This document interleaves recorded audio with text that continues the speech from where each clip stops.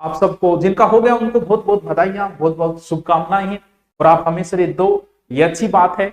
और ये आपका बड़प्पन है, हमारा इससे कुछ नहीं। लेकिन हम तो ये सोच रहे हैं कि जिनका नहीं हुआ उनका कौन है, उनके भी तो हम ही हैं। आज उनको ज्यादा जरूरी है हमारे, ना कि उनको जरूरत है। जिनका हो गया वो तो हो गया उनका, तो आज तो दुनिया खड़ी है उनके साथ। उनके तो इंटरव्यू हो रहे हैं, नए नए उनको लोग संबंध जोड़ रहे हैं उनसे। कोई कह रहा है हमारे यहाँ टेस्ट सीरीज ज्वाइन की, कोई कुछ कह रहा है। लेकिन जिनका नहीं हुआ, अगर कोई विद्यार्थी सफल होता है उसका जिम्मेवार अगर एक शिक्षक है, तो जो असफल हुए उसका जिम्मेवार कौन है भाई? क्या शिक्षक जिम्मेवार नहीं उसका? मैं कह दूं कि ये स्टूडेंट मेरा है 7वीं 8वीं 10वीं रैंक लेके आया है, तो जो फेल हुए उसका जिम्मेवार कौन? क्योंकि वो तो सभी होंगे। तो ये क्लास के अंदर एक स्टूडेंट के नंबर ज्यादा आए हैं, उसका जिम्मेवार अगर मैं हूं, तो कम आए हैं तो उसका जिम्मेवार भी मैं ही हूं।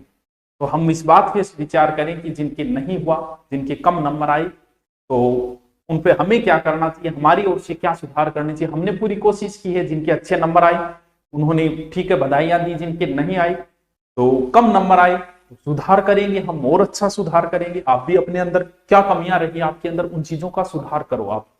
क्योंकि एक ही कक्षा में 100 बच्चे पढ़ते हैं, सफल होने वाले 7 या 8 होते हैं, असफल होने वाले जल्दी। एक बार एक ऐड आया था, बहुत पहले की बात है, अखबार के मैन प्रश्न में एक ऐड आया, उसमें सिलेक्शन वालों की लिस्ट थी, अखबार का पूरा जैकेट बोलते हैं, उसमें लगभग 50-60 फोटोएं थी। बोल देखो गुरुजी ने कितना सिलेक्शन दिए। बिल्कुल यार, बहुत सिलेक्शन दिए, 60 सिलेक्शन। वो बेटा तन बेरो कितना पढ़ाया? गुरुजी वो खोल बेरो ने 20,000 बच्चे पढ़ाए। तो ये सिलेक्शन कितने? सिलेक्शन तो 60, इतना ही दिख रहे हैं। असफल कितने वो दिख रहे हैं।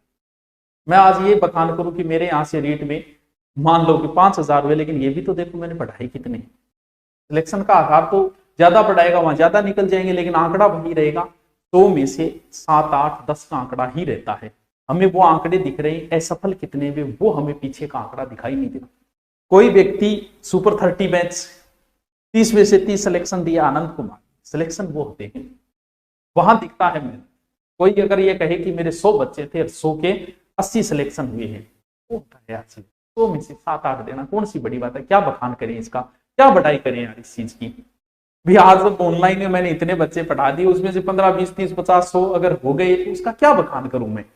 ये मेरी कोई योग्यता का निर्धारण नहीं है। योग्यता का निर्धारण तो तब होता कि जब मैं 150 बच्चे लेता, 150 के 150 सिलेक्शन देता। ऐसा तो विरले ही उदाहरण होते हैं। तो आप सबको बहुत बहुत बधाइयां। चिंता न करें, बहुत सारी भर्तियां आपका इंतजार कर रही है, अपने आप को संभालिए। ये कोई योग्यता का निर्धारण नहीं है।